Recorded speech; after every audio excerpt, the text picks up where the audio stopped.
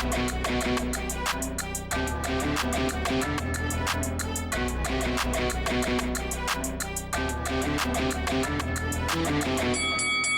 guys, welcome to Boxing Squared for boxing news and views from around the internet. Lucas Browne, with his shock upset win over Junior Fa, has propelled himself into a payday somewhere at some point against someone. And who is that going to be? So I've compiled a list of about 13 names, which we're going to whip through really quickly. We're not going to dwell on any one name for too long. But I've broken it up into by Australian or New Zealand opponents, which could be a fight in Australia, UK opponents, because Browne loves fighting in the UK, has always said about his wish to go back there, and then also some fights that could eventuate in the US, and that is a possibility, remembering Otto Wallin and Lucas Browne were set to fight, and then things got scuppered by the pandemic. So starting though with Australia. So I think a logical one in terms of a potential payday is Justis Huni. So the Australian heavyweight champion, a really up-and-coming prospect who looks to be going places and within 3 or 4 years could find himself at the upper echelons of the division. He has been facing guys in Australia on pay-per-view. He basically schooled Paul Gallen, who knocked out Lucas Browne in a round. Huni is facing Joe Goodall in the next week or so, but I do think that he will get past Goodall, and then it's the what next. And someone like a Lucas Browne could really be one of those resume builders, a name recognition type fight, especially off the back of that win that Browne has had against Junior Fa.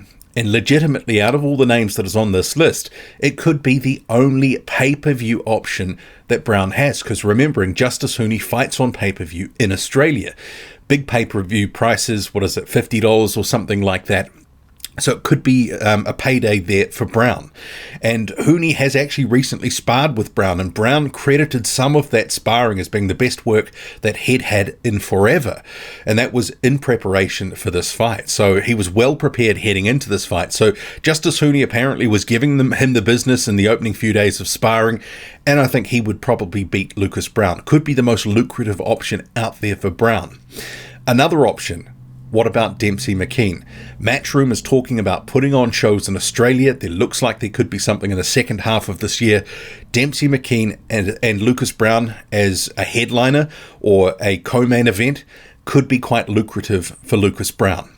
And there has been a little bit of beef between these two over the years. These two almost fought, but then Browne walked away. So that's a couple of years ago now. He actually signed his end of the deal, Lucas Browne, and Dempsey McKean was left kind of like, what's going on, man? And then you have a couple of New Zealanders. First one, obviously the guy that Lucas Browne just fought, Junior Fa. You have to ask the question, because Fa was part of Lou DiBella, who ran this card in Australia, what options does he have in terms of a rematch? Was one built into the contract? So there could be something there in terms of a rematch. But given it was pretty conclusive, would we want to see it? There is the claims by Junior Fa and his team that unintentional fouls, back of the head, all that sort of stuff. And if that went anywhere, well, maybe there would be some grounds for a rematch for people to want to see it, but it was pretty conclusive. Maybe if they've got some options on a rematch, they would look to pull the trigger. We'll have to see. Maybe Junior Fa's stablemate, Hemi Ahio, who was also a Lou DiBella fighter. Perhaps Browne and Ahio on the rematch of Kambosos and Haney in Australia. Maybe that's something that could work as well. And given that Hemi Ahio is a really exciting fighter, Browne likes to swing big heavy punches, that's got excitement written all over it and knockout. So moving on to some of the UK options. We've recently had Fraser Clark turn over as a guy at, 30 years old. He says he wants to be a heavyweight champion within 5 years. Where they're going to need to, especially with the landscape at the moment in the heavyweight division, things being congested. Clark, obviously, just sort of starting out. They need to get him into bigger and better fights sooner rather than later. That was the plan with a guy who did a similar thing in Joe Joyce. Obviously hasn't worked out for Joyce timing-wise to get to a world title sooner rather than later. But for Clark, having someone like a Lucas Browne come in, that's a sort of his first couple of fights it'd be a big statement. And with Sky and Boxer looking to sort of build some of these guys, to sign these Olympians, there could be the money to make that fight. And Lucas Browne, I'm sure, would love to return to the UK. The next couple of names, Matchroom, and they have been connected with Lucas Browne previously, Fabio Wardley, and also Solomon Dakers, and also Alan Babbage. All of those names at different points have said they wouldn't mind a fight with a Lucas Browne. Solomon Dakers, after the win over Junior Fa, posted this to his Instagram, him and his management company S-Jam Boxing, saying, let's make this fight. And for Dakers, they do have a common opponent. You had Lucas Browne sort of struggling to some extent against Kamil Sokolowski. He got dropped in that fight, managed to pick up enough rounds in the rest of the fight to get a decision. It was pretty tight. It was hotly contested. And obviously there were some that believed that Kamil Sokolowski won, but Browne got the nod. Whereas you had Solomon Dakers, who just completely bossed the fight against Kamil Sokolowski, easily outpointed him in the end. Another guy, Nathan Gorman. So is that a possibility? Gorman and Browne has been talked about before. Gorman has now left Frank Warren. He's with Wasserman. Wasserman has connections into Sky with different sort of fighters fighting on Sky cards, and also now with Channel 5. Could you have Nathan Gorman and Lucas Browne as a headliner on Channel 5? It's a question, and that's the sort of fight that Gorman needs at this point, especially sort of coming back up and trying to work his way up to something. The Alan Babbage option, as I sort of mentioned before, I'm sure that would be exciting and probably not going to go 3 rounds. One of those guys gets knocked out. And given some of the frailties we've seen with Babbage, Browne, if he lands something, Babbage could certainly go. And that Wardley option, just circling back to that, has been mentioned before. They seem to be taking their time with Wardley at the moment, not wanting to sort of rush him too quickly onto the next thing, trying to build him, get some experience, and make sure he's a bit more seasoned before really stepping him up. Lucas Browne could be the perfect cover at this point. So there are some UK options, and I think those are realistic names to be matching him with. I think talk of Lucas Browne versus Derek Chisora, Dillian White, anyone sort of above those sort of prospect fringe contenders, as I've sort of mentioned earlier, I think it's probably not going to happen. Lucas Browne's value has gone up, but no one's going to be paying him crazy money. That's why I think that the Justice Hooney fight as a potential pay-per-view some point later this year, it could be an option. Hooney has been clearing out the Australian sort of heavyweights in the past year or two. I expect him to continue doing that, and Joe Goodall was next on the list. Moving to a few potential United States options. So I do think Otto Wallin and Lucas Browne, maybe that will get resurrected. Maybe there's something in the contract that they previously signed against each other that they could resurrect that fight. Remembering that was going to be on a Showtime card.